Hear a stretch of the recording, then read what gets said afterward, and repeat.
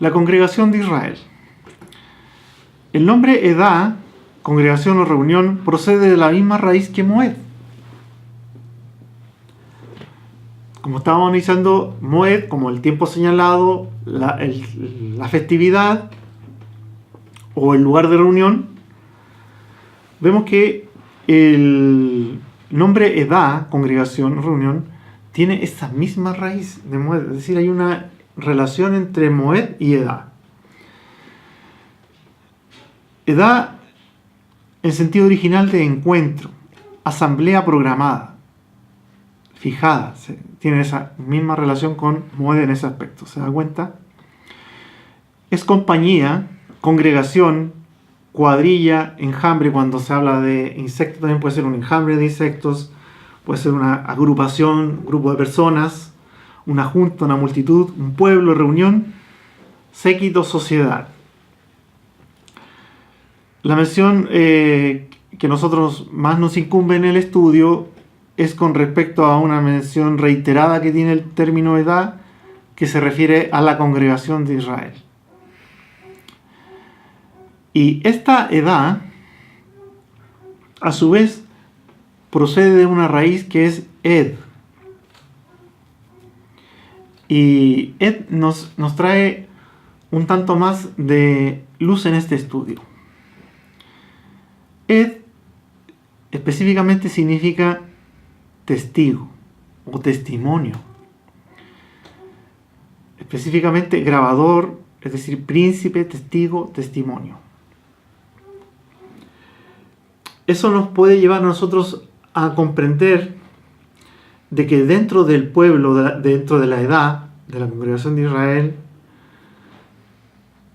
Israel está llamado a testificar, a ser un testigo del Eterno, a anunciar a todas las naciones que Elohim es el Rey bendito del universo. Y tenemos acá al testigo fiel. Dentro de toda esta edad, dentro de toda esta asamblea, tenemos a uno que es el testigo fiel. Y para ello vamos a ir a Apocalipsis 1.5, que nos dice: y de Yeshua el Mashiach, el Mesías, el testigo fiel, el primogénito de los muertos y soberano de los reyes de la tierra, al que nos ama y nos libertó de nuestros pecados con su sangre.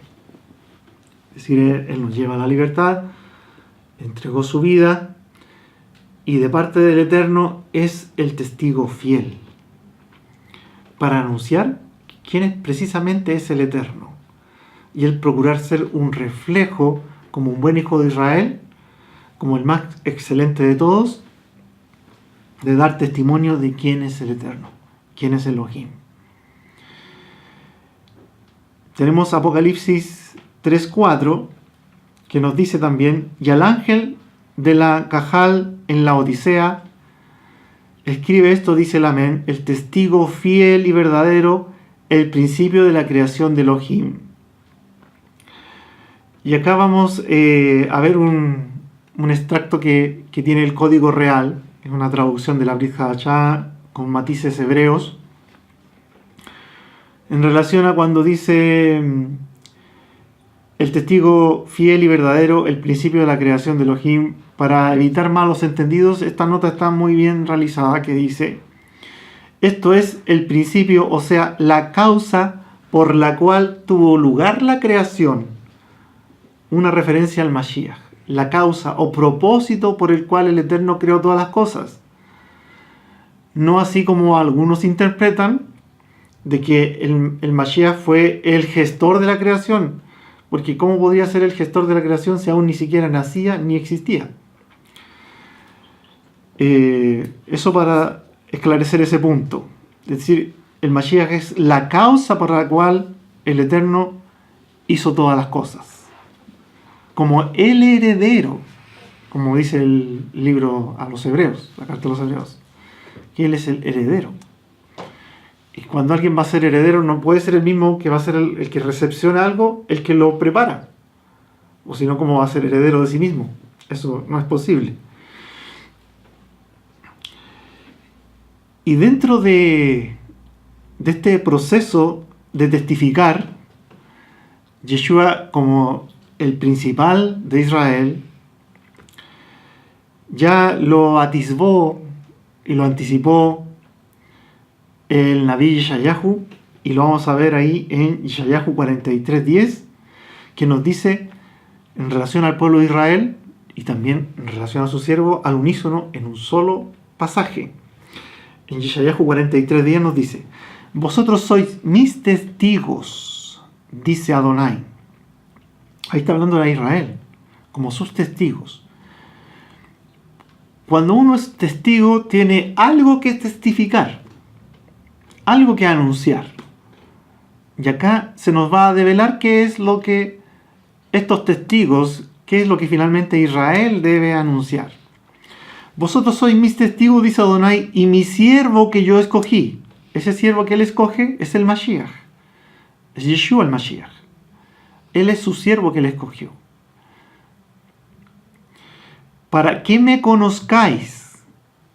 Es decir, uno de los propósitos del Mashiach, Yeshua, es darnos a conocer al Padre. Darnos a conocer a Elohim. Para que me conozcáis y me creáis.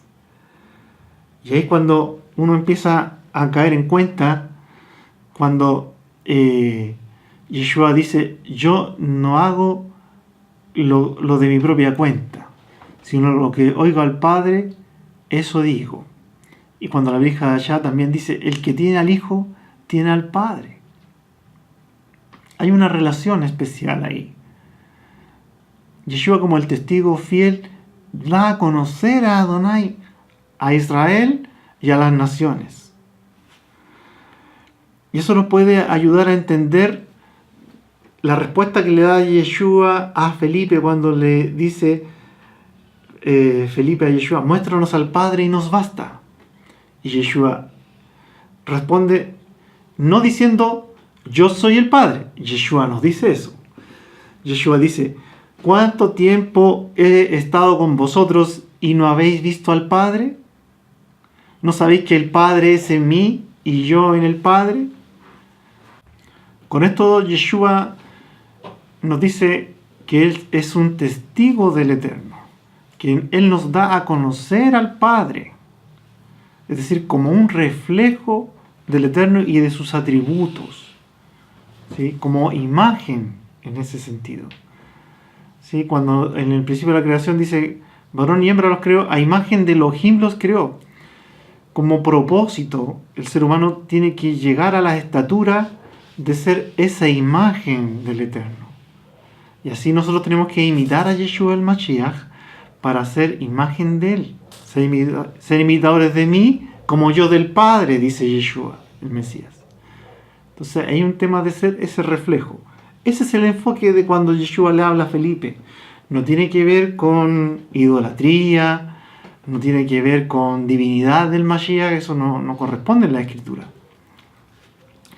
Entonces acá nos decía: vosotros sois mis testigos, dice Adonai, y mi siervo que yo escogí, para que me conozcáis y me creáis. Ahora queda claro ese concepto: para que me conozcáis y me creáis, para que entendáis que yo soy. Antes de mí no fue formado Elohim alguno, ni existirá después de mí. Es decir, los testigos se deben encargar de anunciar que el Eterno es uno. No ha habido otro Elohim previo a Él, ni posterior a Él tampoco lo habrá. Él es uno y es único. Nos dice acá muy claramente Yeshayahu 43:10. Y en el verso 12 de ese mismo capítulo nos dice: yo predije y yo salvé. Yo os he hecho saber y no ha habido Elohim extraño entre vosotros. Por tanto, vosotros sois mis testigos, dice Adonai. Si nosotros andamos ordenadamente, anunciando correctamente la verdad del reino, vamos a actuar como sus testigos, porque vamos a estar anunciando su verdad. En Yeshayahu 44:8 nos dice: no temáis ni os amedrentéis. No te lo he anunciado y predicho entonces vosotros sois mis testigos. ¿Hay Elohim o roca fuera de mí? Se da cuenta que el ser testigo va siempre asociado de anunciar de que el Eterno es uno y su nombre es uno. ¿Hay Elohim o roca fuera de mí? No lo conozco. Eso a nosotros nos puede llevar a comprender algo más profundo que se encuentra en la declaración de fe hebrea, por excelencia, que es la Shema, que inicia en Devarim 6.4, Deuteronomio 6.4, y en el primer verso cuando nos dice Shema Israel, Adonai Eloheinu, Adonai Echad, y ahí escucha Israel, Adonai nuestro Elohim, Adonai uno es. En relación a ser un testigo del Eterno, anunciar de que Él es uno y único y no hay otro fuera de Él. Acá en el texto de la Shema se encuentra precisamente lo que nosotros estamos anunciando, de ser un testigo del Eterno. En la palabra Shema, Shin Mem Ain, la Ain figura más grande en el texto hebreo, y en la última palabra, que es Echad, Aleph, Het, Dalet, la Dalet también figura más grande. Entonces, si unimos esas dos letras que figuran más grande, la Ain y la Dalet, tenemos la palabra Ed, que es la palabra que estamos analizando, que nos lleva al concepto de testigo. Entonces Israel tiene que ser ese testigo de anunciar de que el Eterno es uno y no hay otro Elohim fuera de él. Y Yeshua, como el testigo fiel, explica claramente la Shema en Marcos 12:29, cuando a la pregunta que le hace un escriba, ¿cuál es el principal mandamiento de todos? Yeshua, como el testigo fiel, que vimos en la Brit Hadashah, responde, el primero es, oye Israel, Adonai nuestro Elohim, Adonai uno es, llamarás a Adonai tu Elohim con todo tu corazón y con toda tu alma y con toda tu mente y con todas tus fuerzas. Continúa diciendo Yeshua, dice, el segundo es este, amarás a tu prójimo como a ti mismo. Mayor que estos no hay otro mandamiento. Es decir, de estos dos mandamientos cuelgan todos los otros mandamientos de la Torá. Es decir, son los dos mandamientos centrales, que es el amor al Eterno y el amor al prójimo. Mayor que esto no hay otro mandamiento. Y el escriba le dijo, y aquí es donde viene en relación a el tema que nos compete de ser testigo. Y el escriba le dijo, maestro, bien dijiste en verdad que uno solo es y no hay otro además de él. Fíjese lo que dice el escriba. Maestro, bien dijiste en verdad que uno solo es y no hay otro además de él. Llamarlo con todo el corazón y con todo el entendimiento y con toda la fuerza, llamar al prójimo como a sí mismo, vale más que todos los holocaustos y sacrificios.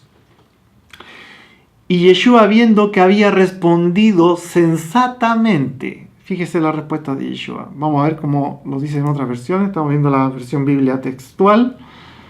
Vamos a ver cómo dice la versión israelita, nazarena. Dice, y viendo Yeshua que había respondido sabiamente. ¿Cuál es la respuesta sabia del escriba? De que el Eterno es uno y no hay otro aparte de él. Y eso le pareció a Yeshua de lo más sabio. Y además también hace la comparación de Osea, de amar al Eterno por sobre los sacrificios, la misericordia, ¿cierto? Pero eso queda claro de que, deja el enfoque claro de que Yeshua es ese testigo fiel. Y nosotros como Talmidim de Yeshua tenemos que también anunciar de que el Eterno es uno, es único y que habita en una luz inaccesible donde ningún ojo lo ha visto jamás. Y eso también es la Brit Hadashah, las cartas de Shaul. Así que la Brit Hadashah también enseña claramente de que el Eterno es uno. Llega un momento que hay uno que se le acerca y le dice, maestro bueno, ¿por qué me llamas bueno? Dice Yeshua. Bueno, hay uno solo, Elohim, a él adora. Eso para dejar claro el enfoque de ser testigo como pueblo. Es importante. Vamos a ver ahora el siguiente bloque de Yom Teruah en la Torá. Yom Teruah figura acá en Vayikra 23, del 23 al 25, y nos dice así: Vaidaber Adonai el Moshe lemor, daber el Ben Israel, lemor, bejodesh ashvi. Cuando dice acá Jodesh ashvi, es el mes séptimo. Fíjese el nombre que se le da a ese mes. Ashvi es un nombre numérico. Ashvi de Sheva. Ashvi Behat le Jodesh, el primero del mes. Yehiel Lahem le Jodesh Sikeron Teruah Mikra Kodesh. Acá nos da varios elementos que vamos a ir abordando, ¿cierto? Y continúa acá el verso 5 y nos dice: Kol melechet abodá lo ta'asu bei kraptem ishe la Adonai. Que traducido es: habló Adonai a Moshe diciendo, habla a los hijos de Israel y diles en el mes séptimo, cuando dice ahí Jodesh Ashvi, el primero del mes, Ejad la Jodesh, será para vosotros de solemne reposo. Shabbatón Sikerón, solemne reposo. Cuando dice reposo es Shabbatón, que está acá, Vaivrit. Una conmemoración al son de trompeta, dicen generalmente las traducciones, pero ahí es cuando nos dice al son de Teruah. Mikra Kodesh, santa convocación. Figura la base de cuando se refiere a las santas convocaciones como Mikra Kodesh. Continúa acá diciendo, cuando dice acá, no haréis ningún trabajo de servidumbre. Kol melajet abodá lo ta'asu, no haréis ningún trabajo de servidumbre. Y haréis acercar ofrenda ígnea ante Adonai. De estos pasajes de Vayikra se desprende lo siguiente: que Jodesh Ashvi, que es el séptimo mes, no es llamado Tishrei en la Tanaj, sino que mes séptimo. Jodesh Ashvi. Uno puede referirse a él como el séptimo mes, usándolo en español. También se desprende que el primero del mes denota la importancia del calendario y la luna nueva que se hace presente. Esto denota un enfoque sorpresivo, ya lo vamos a ver más adelante. Tiene un enfoque sorpresivo por ser el hecho de ser el primero del mes. Nos indica también que es un Shabbatón, que es un Shabbat. Nos indica también que es un día feriado, es decir, un día de no trabajo. ¿Sí? Ese día la persona debe tomarse día libre si tiene su trabajo ese día, y debe actuar en él muy similar a como es un Shabbat, a excepción de que puede preparar los alimentos. ¿Sí? Esa es una excepción. Y dice al son de Sicarón Teruah, memoriar de clamor o conmemoración de clamor. Cuando dice Teruah, es como un clamoreo fuerte. En este pasaje de Vayikra 23-24 es la primera vez que se menciona el término Teruah en la Torá. Eso también es importante. La primera vez que hay mención, no hay menciones previas en Bereshit, en Shemot, no. Acá comienza a mencionarse el concepto de Teruah. Y lo otro que también se desprende de estos pasajes es que este evento es una santa convocación. Es decir, es Adonai el que nos convoca a reunirnos delante de él. Y como vimos previamente, este es uno de los Moed, porque están en el capítulo que enuncia cuáles son los Moadim. Vimos ya el sentido de Moed, tiempo señalado, ¿sí? Lugar también señalado, para reunir a la congregación, a la edad, todos esos factores asociados al unísono, que nos va a ir permitiendo comprender con mayor profundidad el sentido de Yom Teruah. Bueno, el término Teruah es clamor, es también aclamación de alegría o grito de batalla. Es un grito también de júbilo. Toque de trompetas como alarma. Ese es un sentido también que tiene muy importante Teruah. Es como alarma, como que cuando suena una alarma todos se despiertan porque hay una alarma. Es aclamar, alarma, algazara, clamor, estrépito, estruendo, júbilo, sonar, tocar, vocerío. Es un grito a gran voz que lanza una multitud de gente. Vamos a ir a Yehoshua 6.5. En Yehoshua capítulo 6, acá nos está hablando acerca del sitio que hay acerca de Jericó. Y acá en el verso 5 dice: y cuando suene un toque largo del cuerno, tan pronto oigan ustedes ese toque del cuerno, todo el pueblo soltará un grito fuerte. Enseguida la muralla se desplomará y el pueblo avanzará, cada hombre directamente. Vamos a ver, ir acá al hebreo de todo este pasaje. Acá en Yehoshua 6.5, cuando nos dice acá el cuerno de carnero, que dice que lo hagan resonar con fuerza, acá nos dice Kol Ashofar y Ariu. Kol Ashofar y Ariu es el sonido del shofar o la voz del shofar, sonido del shofar. Y Ariu, eso ella habla de clamor, que Teruah viene de una raíz que ya vamos a ver más adelante. Seguidito vamos a verlo. Kol Aam Teruah. Kol Aam Teruah. Todo el pueblo va a clamar Teruah. Entonces son dos elementos. Por un lado está el toque del shofar de los Kohanim que iban a llevar los 7 shofarot, Sheva shofarot, y por otro lado está el clamor, el Teruah del pueblo. Entonces son dos elementos que unidos generaron el milagro de que cayeran las murallas de Jericó. Entonces están interrelacionados el shofar con el clamor del pueblo.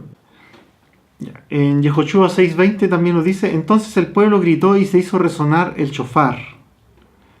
Y aconteció que cuando el pueblo oyó el sonido del shofar, el pueblo gritó con gran alarido y la muralla cayó sobre sí misma.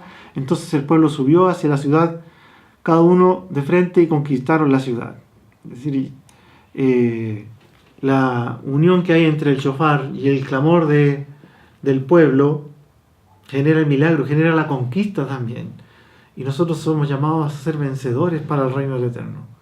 Entonces tenemos que anunciar al son del shofar y al clamoreo de que el Eterno reina, y que su Hijo, el Mashiach Yeshua, va a regresar como Rey triunfante. Tenemos un pasaje también muy importante, que es el Teilim 47.5, que nos dice: Elohim asciende entre aclamaciones de júbilo, Adonai asciende al son del shofar. Este mismo verso en hebreo está en el Teilim 47.6. El Elohim vi Teruah Adonai bekol shofar. Y aquí hay una unión muy fuerte que se da entre ese clamor y el shofar para elogiar al Eterno. Lo podemos ver muy... Elohim asciende entre aclamaciones de júbilo, que hay júbilo, bueno, las aclamaciones son ahí Teruah, aclamaciones de júbilo, Adonai asciende al son del shofar. Entonces aquí vemos que juntamente en el mismo verso, Teruah y shofar, unidos. Entonces, como así también como lo vimos en Yehoshua, en capítulo 6, versos 5 y 20, que se da al unísono también el sonido del shofar y también la aclamación del pueblo. Es decir, cuando se genere la Mikra Kodesh, cuando se haga sonar el shofar, en la Mikra Kodesh de Yom Teruah, también el pueblo debe ahí clamar, porque ambos son los elementos que deben estar presentes. El clamoreo de júbilo, gritos de júbilo del pueblo también. Bueno, en los enfoques que tiene Teruah vimos grito a gran voz que lanza una multitud de gente que va precedida por el toque del shofar. En esos pasajes que vimos de Yehoshua, así lo menciona. Otra significancia que tiene Teruah es grito de júbilo o de dolor. Significancia de Teruah. Y ahí tenemos Shmuel Aleph 4.5 que nos dice: y cuando el arca del pacto de Adonai estuvo en el campamento, todo Israel gritó con tan grande júbilo que la tierra se estremeció. Y en ese entorno que el pueblo gritó con tan grande júbilo que la tierra se estremeció, en esa situación ahí no está involucrado el shofar como en el caso anterior. Entonces aquí solamente hay un clamoreo de parte del pueblo. El otro sentido que tiene Teruah es de toque de trompetas. Eso lo podemos ver en Vayikra 25.9, que nos dice: y en el 10º día del mes séptimo harás resonar el shofar, en el día de la expiación haréis resonar el shofar por toda vuestra tierra. Y ahí en Vayikra 25, en Kippur, ahí expresamente menciona el shofar como un elemento a tocar.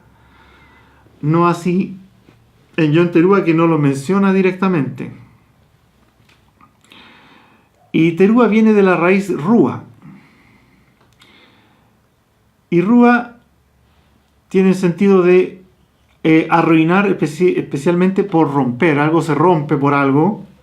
Figurativamente dividir los oídos, gritar por alarma o gozo, aclamar, alarma, alegre, alegría, alzar la voz, ansiedad, aullar, cantar, clamar, dar la alarma, gozo, gritar, grito, holgar, júbilo, quebrantar, regocijar, sonar, sonido, tocar.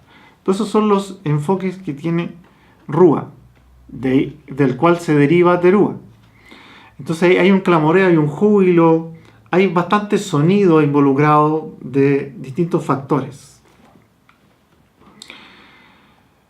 Vamos a continuar ahora en Bamidbar 29.1, del 1 al 6, que nos menciona también la festividad de este pasaje acá. Dice: en el 7º mes, el día 1 del mes, tendréis santa convocación y no haréis ningún trabajo servil. Os será día de sonido de trompeta. Acá cuando dice día de sonido de trompeta, es Yom Teruah y Ejiel Ahem. Yom Teruah. Aquí ya aparece el nombre común que se tiene de la festividad. Es de Yom Teruah. En el pasaje de Vayikra habíamos visto Zikaron Teruah, y aquí ya nos dice Yom Teruah, que se traduce generalmente como sonido de trompeta, porque es un sonido fuerte, pero no exclusivamente del instrumento. Sí, nuevamente en este segundo pasaje no figura el shofar mencionado acá. Del 2 al 6 nos menciona las ofrendas que acompañan a esta festividad. Prepararéis un holocausto de dolor que apacigua a Adonai, un becerro de la vacada, un carnero y 7 corderos añales sin defecto. Pon su ofrenda vegetal de flor de harina amasada con aceite, 3 décimas por cada becerro, 2 décimas por el carnero, 1 décima por cada uno de los 7 corderos, y un macho cabrío como ofrenda por el pecado para hacer expiación a favor de vosotros. Además del holocausto de la luna nueva y su ofrenda vegetal, y del holocausto continuo y su ofrenda vegetal y sus libaciones según su decreto, como sacrificio digno a Adonai de olor que apacigua. Tenemos otro pasaje que también nos colabora en el entendimiento de Yom Teruah, es Bamidbar 10:10, que tiene que ver con cada Jodesh, con cada mes. Ubeyom Sima Hadeihem, Ubemoadeihem,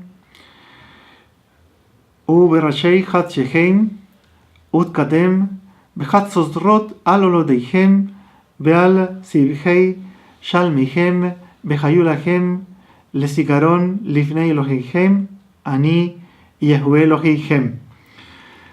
Asimismo, en vuestros días de alegría, en vuestras fiestas solemnes señaladas, y en los principios de vuestros meses tocaréis las trompetas durante vuestros holocaustos y sacrificios de vuestras ofrendas de paz, y os serán por memorial delante de vuestro Elohim. Yo soy Adonai vuestro Elohim. Acá nos menciona al principio de los meses Rashei Hodasheihem, al principio de vuestros meses, y nos menciona un instrumento acá que es Hatzazrot, que son las trompetas, que viene del singular Hatzotzera, que estas son las trompetas que se confeccionaron, que eran las trompetas de plata. Aquí específicamente sí es trompeta y menciona directamente el instrumento. De estar erigido el Bet Hamikdash, son los instrumentos que se tocan también en las festividades solemnes y en los inicios de los meses.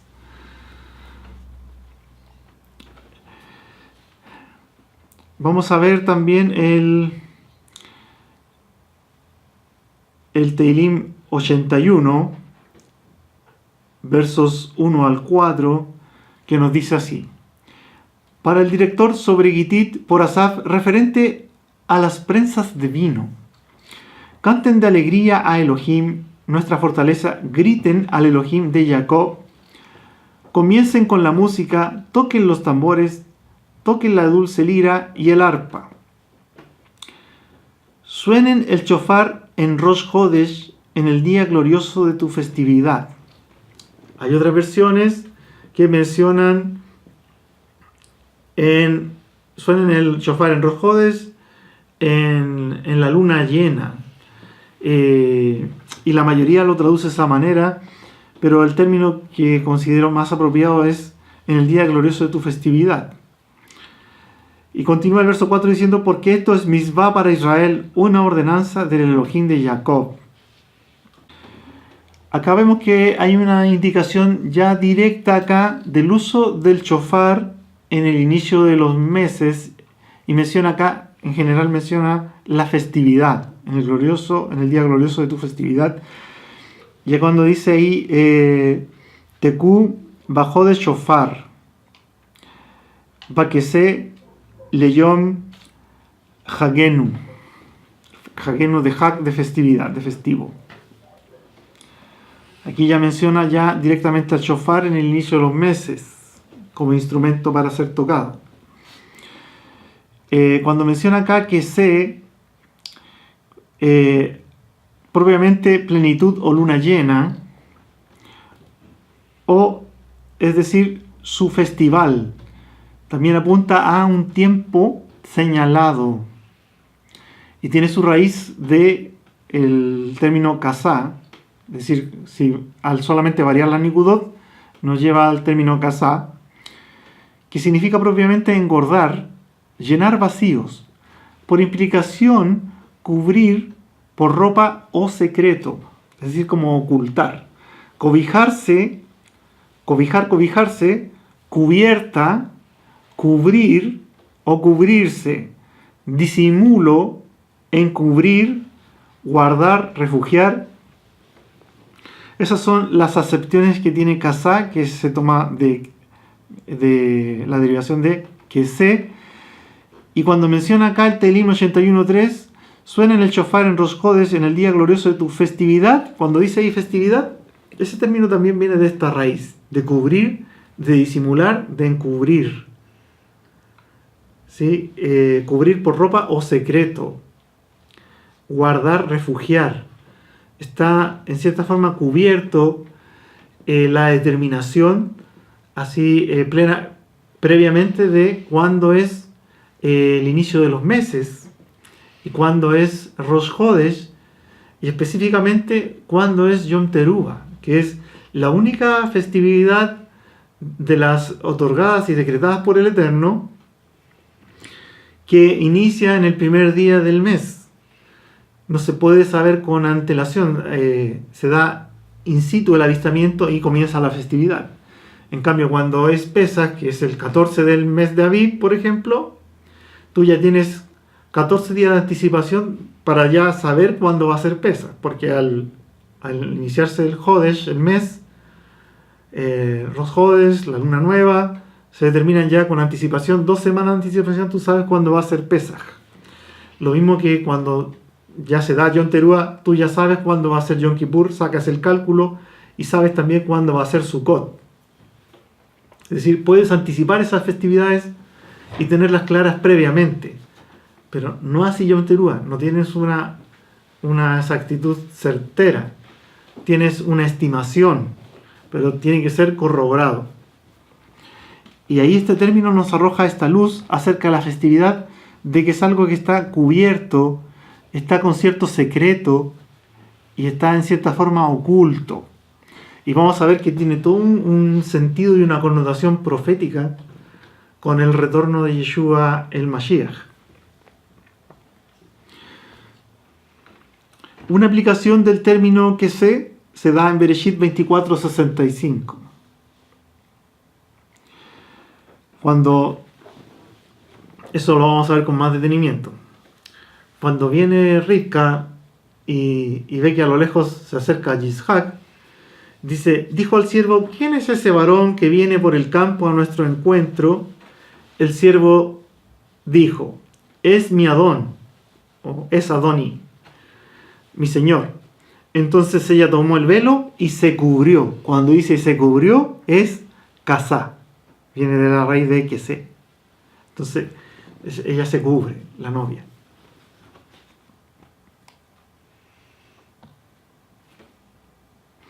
Vamos a abordar el Teilim 98.6, que era el verso con el cual abrimos este estudio de Yom Teruah, y vamos a poder ya darnos cuenta de que hay varias cosas que vamos a poder ya identificar y comprender con mucha mayor claridad en este texto. El Teilim 98.6 nos dice, Bajat Sosrot. Aquí nos habla ya de las trompetas, son las trompetas de plata. Cuando vemos ahí Hatzosrot, Hatzosera, en singular, son las trompetas. Pero están unidas a, cuando dice que continúa, Bekol Shofar, con trompetas y al sonido del shofar. Ambos elementos unidos. Bekol Shofar, y dice, Arriu, mostrar vuestro alborozo, y ese Riu viene de el término que habíamos visto acá más arriba de Ruá, del cual es la raíz de Terúa. Ya podemos identificar ese sentido de clamor, de clamoreo, de toque en la terminología. Riu,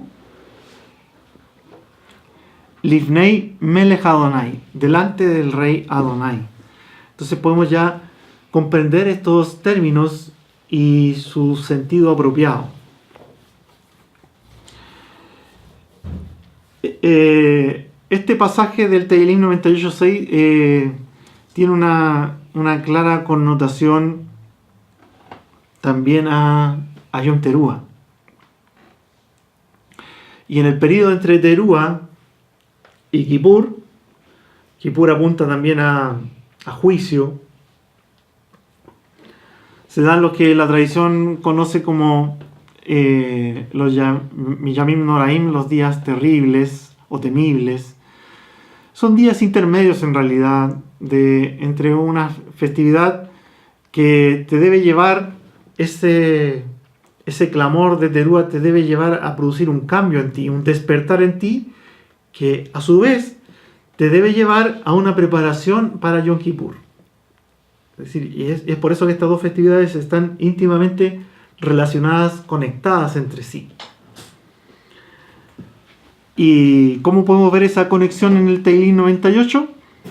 Uniendo el verso 6 con el verso 9. Mire lo que nos dice acá el verso 9, nos dice: porque Él viene a juzgar la tierra, juzgará al mundo con justicia y a los pueblos con equidad. Es decir, eso apunta ya al tiempo de Kipur, tiempo de juicio. Eso está relacionado con los tiempos de la ira del Eterno que se va a manifestar previo ya a su advenimiento.